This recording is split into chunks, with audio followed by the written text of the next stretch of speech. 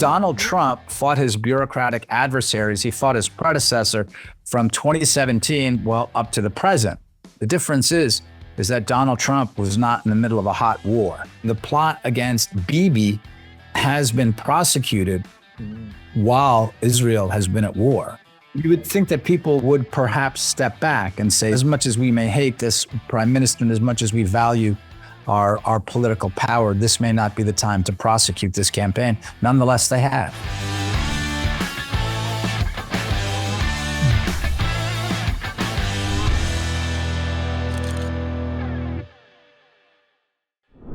Welcome to another episode of the Caroline Glick Show. As you know, I've been following the deep state in Israel's efforts to oust Prime Minister Netanyahu from power, not only over the past few weeks when he's been forced to testify in his trial in the middle of a seven-front war, but also really for the past several years. And one of my closest colleagues, when I've been watching these things and talking about these things, is the American author Lee Smith, who I've had the pleasure of knowing for many, many years. And Lee is the author of 3 books about the administrative state in the United States' efforts to oust Donald Trump from power through various means. His latest book that just came out, I think on the eve of the elections, is called Disappearing the President,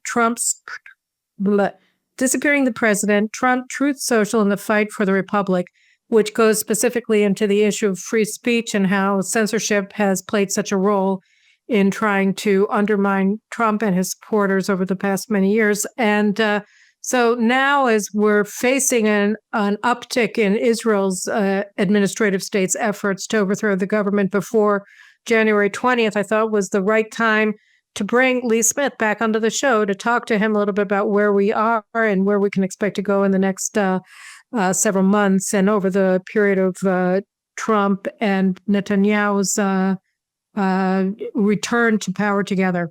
So first of all, I want to thank you so much, Lee, for joining me today on the program. Thank you, Caroline, for inviting me. It's always nice to get a chance to speak to you.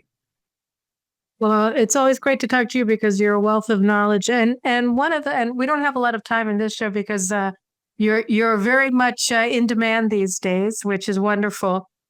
Just some wrap up all sorts of stuff before the new year. Yeah. There you go. All right. Well, listen, I wanted to talk to you. We've been talking over the years, both in our private conversations and a bit on this show as well, about the incredible parallels between the what we call the deep state's efforts in the United States to oust President Trump, to paralyze his first term in office, and what we've been experiencing for many, many years in Israel as well, with our elites in the legal fraternity, in the national security top echelons, and in the media, and their combined efforts and separate efforts to oust Netanyahu and to paralyze his administrations in office. And I was wondering if there's something that in particular that sticks out for you when you think about the comparison between what we have been going through and continue to go through in Israel and what you've been going through and continue to go through in the United States. Well, 2 things. First, I know it's something we want to come back to later as well. But the first thing is just this: is that what I've done in this new book, Disappearing the President. We talk about the deep state, and it's a useful phrase, a useful way to understand things. But I've really sort of said, look, the people who've been going after Donald Trump, it's not 2.2 million federal bureaucrats. It's actually a very small group of elites across the political and corporate establishment, and it's led by, at the top of this network, is Barack Obama. And so I thought it was very important to say, look, if we look at all of the different things, all of the different aspects of this multi-pronged operation against Trump, Obama is there at the beginning. And so we'll come back to that later, the Obama stuff we want to talk about. But in terms of Israel, I think there's something very similar. I think if you look at the amount of effort that the Democratic Party here in the United States and the funding, the amount of energy that they've put into toppling Netanyahu is shocking, right? And that's a very, very important thing. Obviously, it's the Israelis who are on the ground. It's the Israelis who are on the general staff. It's the Israelis who are in the security services who are doing the actual work, but they're being supported by the United States, by what Joe Biden is an avatar for Barack Obama, so it's what I've been calling the Obama faction. So I think that's something very similar. Here's what I would say is a really big difference, and that is, well, I remember one time speaking with one of Prime Minister Netanyahu's close aides, a very, very nice guy. He joked, only half joking, as it turned out. I said, yeah, he wrote a book called The Plot Against the President. You should write about the plot against the Prime Minister. And I would actually love to, at some point, write about everything that's happened, because what we've seen, I think, over the last, certainly since October 7th, is one of the most remarkable historic achievements in generalship and statesmanship. Netanyahu, and I know that you and I have spoken about different problems with Netanyahu and different things, but still, I think it's a staggering achievement. And one of the things that makes it so staggering is not only because of the actual adversaries he's fighting from Iran, Hamas, Hezbollah, the Houthis, everyone up and down the line, as well as the Obama faction, but it's also inside the government. Look, Donald Trump fought his bureaucratic adversaries. He fought his predecessor from 2017, up to the present. The difference is that Donald Trump was not in the middle of a hot war. So that's really the shocking difference, is that this campaign, the plot against Bibi, has been prosecuted while Israel has been at war. I mean, that's, the idea that people couldn't say, well, you know what, this is actually a very serious national security risk, as October 7th cannot have, obviously underline. I mean, we're dealing with savages here. And if we don't focus, if we don't get this right, where our lives are in danger. And given the nature of the Biden administration, given the nature of Obama's ideas about Israel and the Middle East, our sovereignty is at stake here, actually. As our colleague Tony Bedran has written repeatedly and very clearly and elegantly, that what Obama/Biden's project for Israel really is to strip the country of its sovereignty. So you would think that people would perhaps step back and say, this is as much as we may hate this prime minister and as much as we value our political power, this may not be the time to prosecute this campaign. Nonetheless, they have.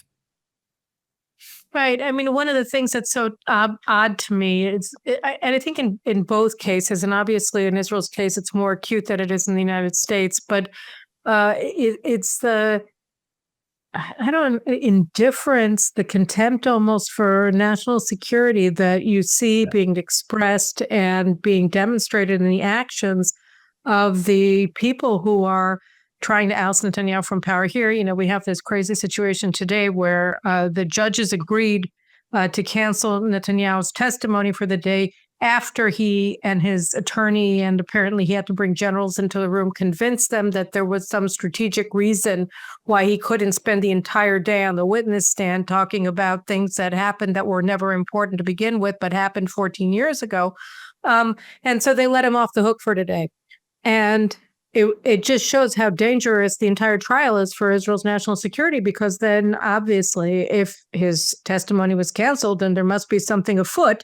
And the media has been just a rumor mill for the past 24 hours since it happened. And there are people saying he's in Cairo, people saying he was cited, here, he was there. Oh, and then they found out that he was on the peak of the Hermon in what was formerly Syria. And they're saying that doesn't justify canceling his testimony. So the whole thing has become insane. And so obviously with Israel, when we're looking at the way that our administrative state, our legal authorities, our media, and our senior echelons in the military and the general staff are behaving, we think, there's reckless regard for national security. But in your case, there is too. I mean, when you look at the flood of fentanyl across the border and the flow of illegal aliens. That's absolutely true. It's a national security issue. But that is not specifically part of the plot against Trump. That national security issue would be something like putting Russia, for instance, in the middle of an information operation, like Obama spy chiefs did with the whole Russiagate thing. That's extraordinarily dangerous, right? So they don't seem to care, is what I find so odd. Security issue, right? I mean, right. You have to step back and wonder, like, what is wrong with these people? Why are they putting the country in this much danger? What I'm saying is that with Israel, it's even starker, right? I agree. These are all risks to national security and the lives here of Americans and the lives there of Israelis. It just strikes me. It's like, doing this while the country is at war just seems shocking to me. But of course, this, I think, is representative of something. Civil wars, they don't have to be hot. It doesn't have to be a hot shooting war for it to be a war. And I think that is something that we've seen both in the United States and in Israel when a ruling establishment goes to war to try to destroy its political adversaries, which is what happened here with Donald Trump, and which is what's happening right now with Benjamin Netanyahu. These are also forms of civil war. I couldn't agree more, and I find it very striking, the similarity as well. And so, you're saying that for you think that it's a small group in the United States that's behind both. I mean, obviously there's a very powerful Israeli faction that's working with them, but it's a faction that's very aligned with the Democratic Party. Why do you think that this Obama faction and the Democratic Party is so keen to overthrow the government of Israel? What is it that makes them this way? And by the way, it's not only today. I remember Israel was sort of the laboratory for all of these anti-capitalist movements in the United States. We had Occupy Rothschild Boulevard a year before you had Occupy Wall Street. And there were all these other actions that brought mayhem to the United States that were tested at first a year earlier in Israel.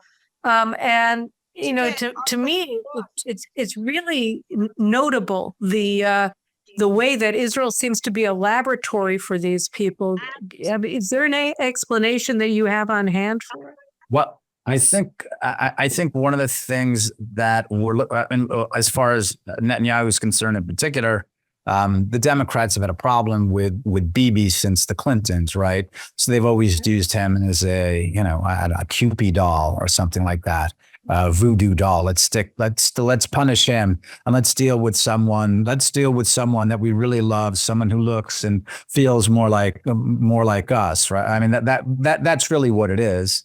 I think the idea of the peace process has become significantly less important even here on the left. So again, the Democrats in particular have a problem with Bibi, but the Obama faction has a problem with Israel, right? And as we've also seen in the United States, the Obama faction has a problem with Jews. I mean, this was the upshot. This was the message. This was the message post October 7th that we saw on U.S.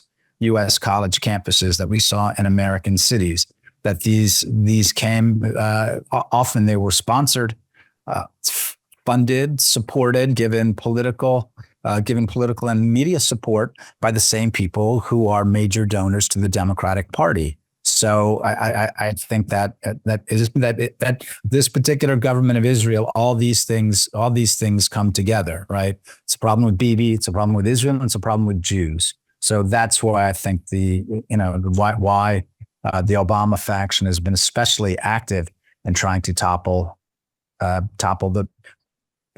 while they've been working to do that. Again, I don't want to take responsibility away from the Israeli figures who I believe are absolutely insane for trying to do this, but certainly the Obama faction has a stake in these activities to topple Netanyahu. And look, the other obvious thing is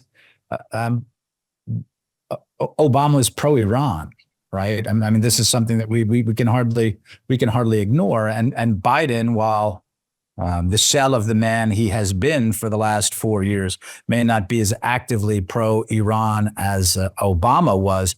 Remember who staffed his administration on the Middle East. I mean, these were all Obama people. And shockingly, a lot of people forget here, even in the United States, we had an Iranian influence operation stuck into the Pentagon. So that's an indication of how important Iran relations are to certainly this version of the Democratic Party, at the head of which is Barack Obama. So 2 more questions. The first is, so Trump is coming into office on January 20th.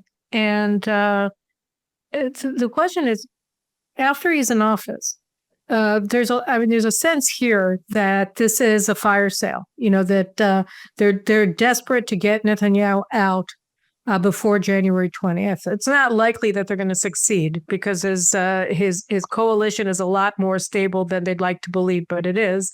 And the public rallies behind him the same way that they rallied behind Trump with lawfare against him before the election. But the question really is the Trump administration going to be willing to do something to try to expose and maybe punish the effort by the Obama faction to overthrow the government of Israel, and not only in the time of war, but in general? I mean, there are numerous, I would assume, just as they look for laws to explain why things that were legal are illegal, whether if they're done by Trump or Netanyahu. I'm sure that there are actual laws that are broken in trying to overthrow the government of an ally in the middle of a war.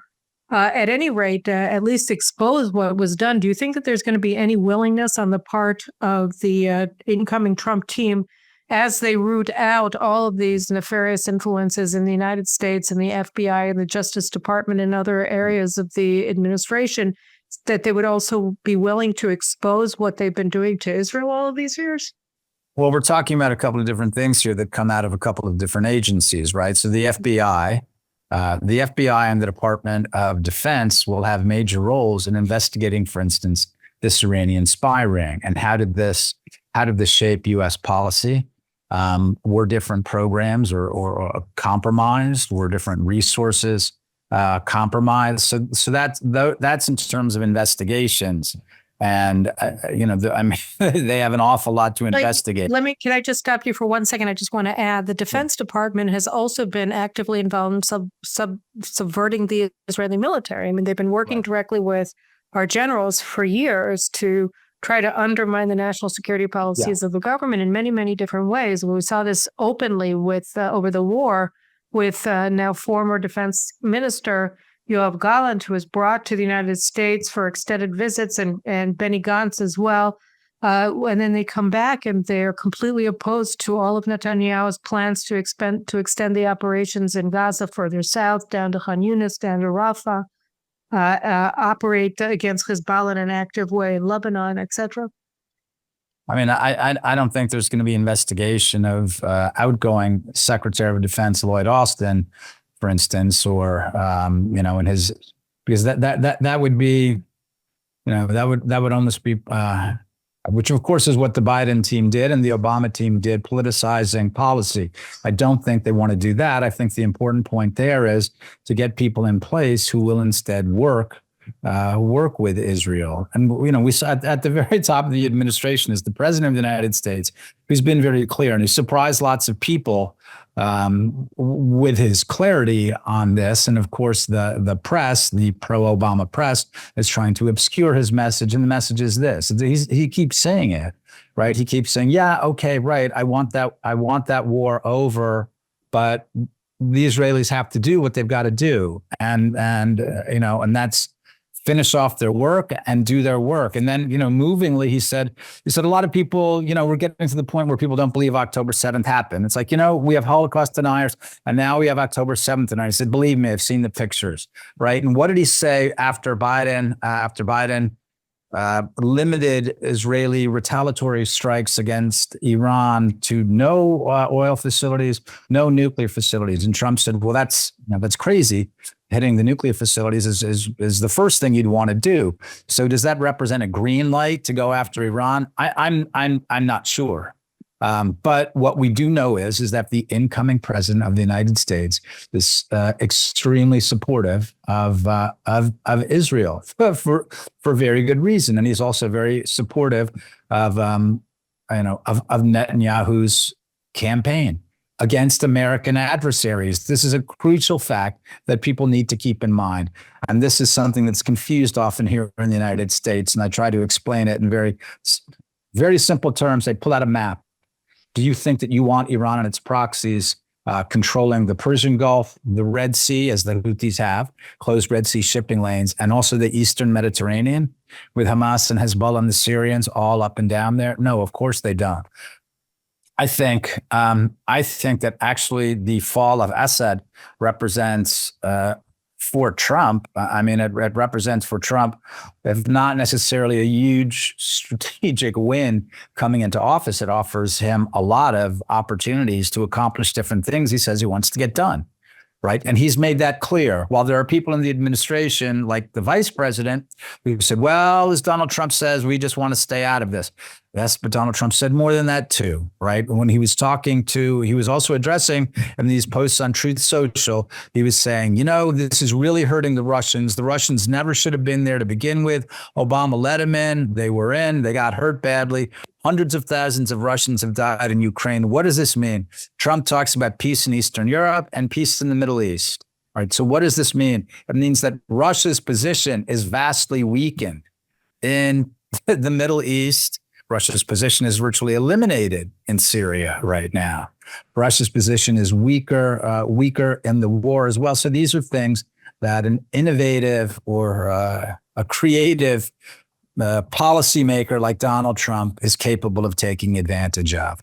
So I think certainly for the prime minister and the prime minister's office, I don't know everyone across the IDF general staff or in the security services, but certainly I imagine the prime minister and people in the prime minister's office are excited about the prospect of working with the incoming Trump team. Very much so. I guess my more limited. I think that potential is it's probably not limitless, but it's certainly massive in terms of what Israel can accomplish over the next 2 to 4 years with Netanyahu and Trump in power together. But I guess our concern and specifically to the work that you've been doing on the administrative effort to undermine Trump's presidency, and what we're seeing here in Israel is just whether. If you're not, I'm not talking about necessarily getting a reversal where, people are trying to undermine the other side of Israel, but to stop the effort to overthrow Netanyahu, I guess, is the main thing. Whether we're going to be. Yeah, what they have to do is they have to find out, we see reports of this all the time, the different amounts of money that have been funneled into the State Department, right, to push different anti-Netanyahu initiatives through the State Department, whether this is at the, whether this was at the, the ballot box or elsewhere. So yeah, certainly they have to get in there and say, no, we're not going to spend U.S. taxpayer money on trying to punish an American ally. So yeah, they certainly have to focus on things like that. But again, I think the big thing right now is going to wind up being who are the different people that wind up in those places? Who's going to wind up as Secretary of Defense? Who's in charge of the CIA? Who's in charge of the State Department? And if you look at all these things, I think that shutting down the anti-Bibi operations is not going to be a hard thing to do. And I assume that that's going to be a big part of the different desks responsible for that in the incoming administration. That would be a breath of fresh air. And then the other last question I want to get back to is Obama, because you talked about it earlier in this conversation, and you talk about it in many other places, and you wrote an article about it recently as well in Tablet magazine, where you write, where you were describing that basically the United States isn't going to be safe so long as Obama still runs the Democratic Party. And as you mentioned there, he does it through his from his home in Washington, which aside from Wilson, Woodrow Wilson, who had a debilitating stroke, was basically a vegetable during the last years of his term in office. But then he stayed in Washington because he couldn't move. He was the only president until Obama that remained in Washington after his term of office ended. And you make the persuasive point that he stayed there in order to continue controlling the Democratic Party, and during Biden's administration, playing a very, very major role in determining the course of the United States under Biden. But your basic claim was that the United States, we're not going to get past this era of American politics so long as he remains the controller of the Democratic Party. Can you speak about how that impacts American-Israel relations, and what Israel and what a removal or withdrawal of Obama's power might mean for the future of U.S.-Israel relations, particularly among Democrats? Yeah, I'm not a Democrat, but what I would like is two normal American political parties where our debates are within a certain amount of space, not like this. Are we going to support the Iranian? Are we going to legalize the Iranian terror regime's nuclear weapons program? Well, that doesn't seem to me to be a question that as Americans we should be contemplating, because the answer is obviously no. But that has been an issue in the age of Obama. I think that I think that what will happen is Obama is going to pay he's going to pay a price because Kamala Harris was his candidate, and Kamala Harris lost badly. So I think that's going to affect his influence. Whether other Democrats will make a run at Obama, I mean, there's some sort of indication that lots of Democrats are mad at Obama because of Harris. They might as well be mad at him because of Biden as well. He was the one who saddled them with Biden. A big problem for the Democratic Party, however, is the education system. Right? This is another thing that we saw after October 7th. In 1988, Michael Dukakis was trounced by George H.W. Bush. The Democrats went back and said, well, we can't be as crazy, as liberal as we have been. We have to be more moderate. And they came up with Bill Clinton. That was their candidate. Well, that's going to be a lot harder this time out because of the educational system. And we saw that.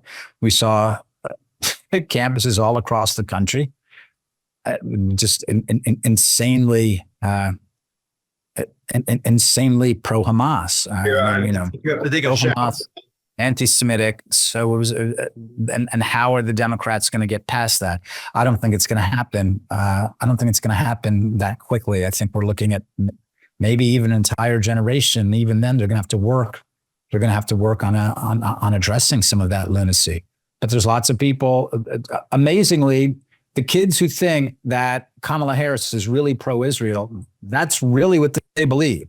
It might seem like a parody, and it might seem nuts to us. How do you position Kamala Harris as pro-Israel? But that's what they think, and so that's an important part of it. I think actually that they position her as pro-Israel because she hasn't yet come out like they have as a person who believes that Israel should be destroyed.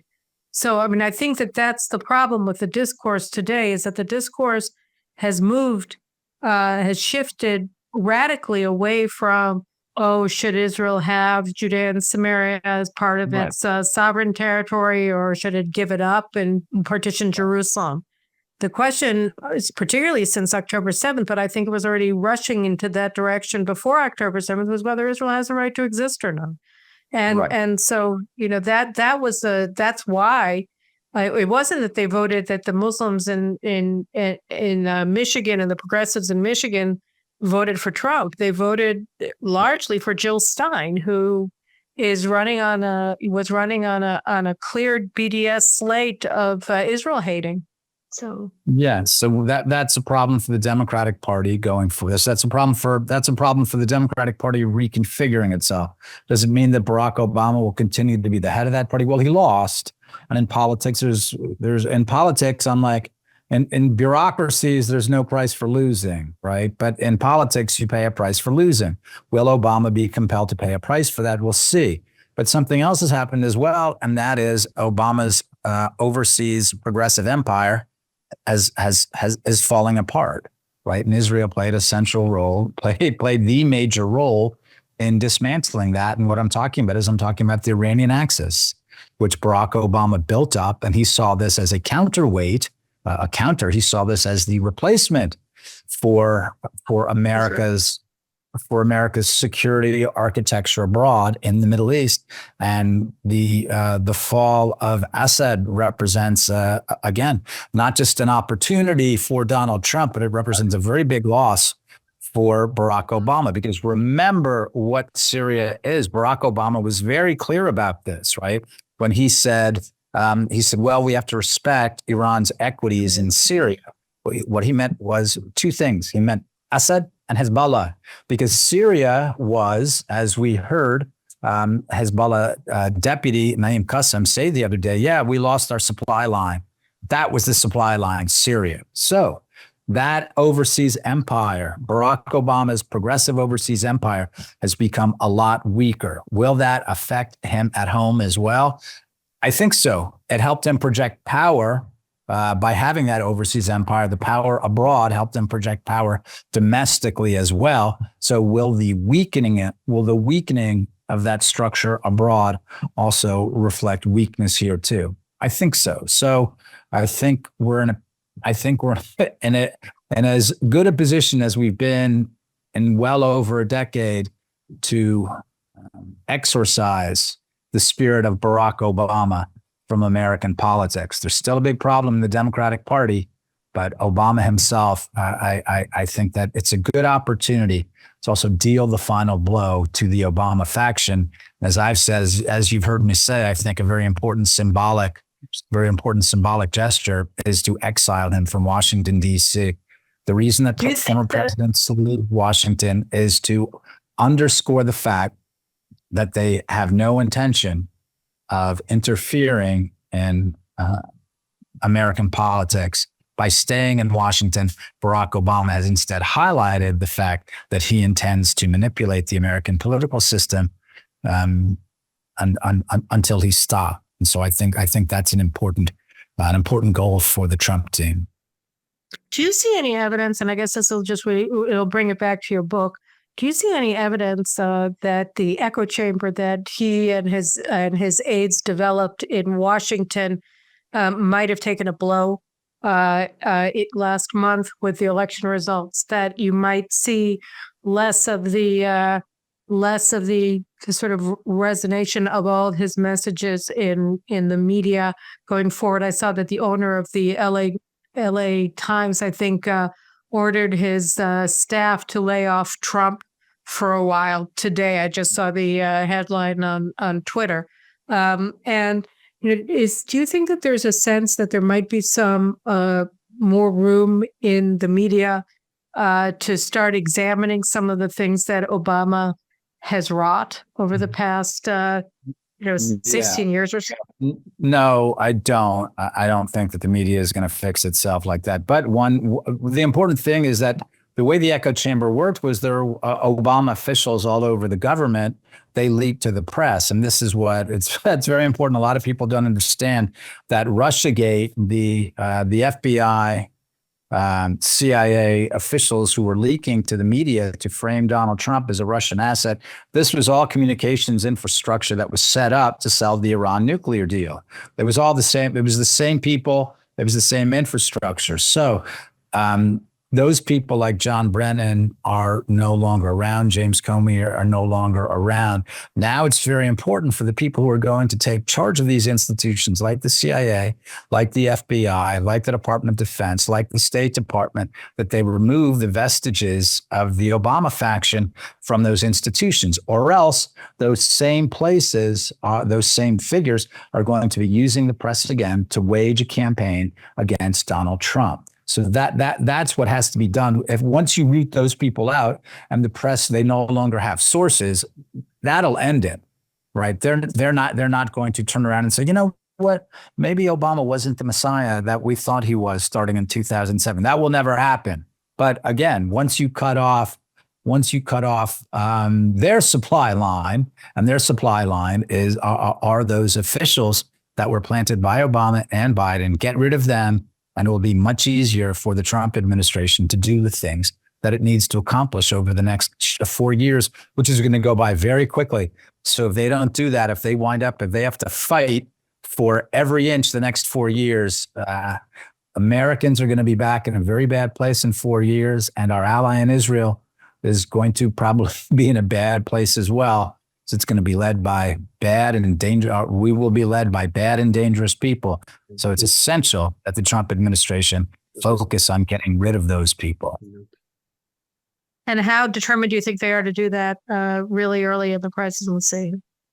Certain appointments suggest that they're very keen to do that, like Kash Patel as FBI director. I'm quite certain he will do that. I think that this is one of the main tasks. I mean, the Attorney General job is the most important job going in. I heard good things about the nominee, Pam Bondi. So they have to be determined to do that, and that's a priority. Because if they can't do that, again, they're going to wind up fighting this campaign against. I think to call it the deep state in the United States is too broad. It's a narrow faction of Obama loyalists. And if they don't get rid of them, then it's going to be very hard to get done what they need to do. Interesting. Okay, one last question. I promise I'll let you go. Do you think that the same is probably a mirrored image of what's happening here, that you have a small group here that's probably emanating out because they're able to captivate, as in the United States, very large throngs of people to parrot their messages, whether through rioting and political violence in the street or in academia, et cetera, to give it that it does have a pattern of a mass movement, both in the United States and in Israel. Yeah, it's not, I mean, in both places, we're talking about bureaucrats, right? We're talking about people when we're talking about, we're talking about Israel, we're talking about the IDF general staff. I mean, these are all people who are very aware of how hierarchy works, right? I mean, I can tell you in the United States, these FBI agents who look like hard charging tough guys. I mean, these people don't leave their desk to go to the bathroom unless they have a piece of paper, allowing them to do so. So it's not very hard to make bureaucrats fall in line.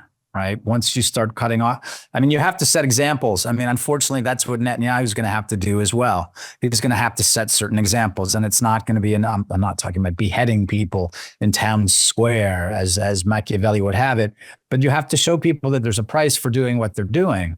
And that's how you get other people to fall in line. And until you do that, until you set an example, until someone loses virtually everything, it will continue. And that's what Donald Trump has to do too. I know that he's talked about it as, and I'm happy. I don't want the president-elect talking about retribution, how he's going to start wringing people's necks. But people have to be held accountable. And if they're not held accountable, they're going to keep doing what they've been doing. No one held them accountable for what they did in 2016. And so in 2020, we had a massive election fraud campaign. So because no one was held accountable for that. And this was the reason why everyone was quite concerned going to 2024. Would they repeat what they'd done the last two elections? And there's some evidence they did do it. They were not able to do it to the extent that put them over the top in 2020, but there's evidence they did it. Now, if none of these people are held accountable, they will continue to do it. And that will destroy our political process. So at least one person, if not more, are going to have to be held accountable. And that's what I mean, making people pay a price. I think that the prime minister of Israel is going to have to do the same at a certain point, say, look, you broke the law. You did this, you did that. You're going to lose, I don't know, whatever things that one could lose in Israel that would send a pension. Yeah. Whatever example that you could set in Israel to show other people that it's very unwise. It's unwise to use the law like that to prosecute a campaign against your political adversaries, especially at wartime. I think the punishment should be very steep. And again, That's about holding people accountable. That's the purpose of the law, right? The law isn't retribution. The law is to hold people accountable for doing bad things, for crimes and or abuses. So yes, definitely the prime minister of Israel is going to have to avail himself of the opportunity to hold people accountable for the very bad things they've done at wartime. Well, it'll be interesting to see if we're able to pull that off, and obviously we're not going to do it until after January 20th. I'm fairly certain. But all right, well, listen, Lee, I appreciate your very thoughtful analysis as always, and everybody. The name of Lee's new book, which I started, I didn't get a chance to finish, but it already is excellent. In chapter 3, it's called "Disappearing the President." Here, I flubbed it again. Disappearing the President, Trump's Truth Social, and the Fight for the Republic. And I recommend it to you to read it up. And Lee, I'll be looking forward in the future to having you back on the show to talk about how things are going. Thanks, Caroline. I look forward to it. In the meantime, Happy New Year. Thanks, and Merry Christmas to you, and good luck to all of us. Thanks.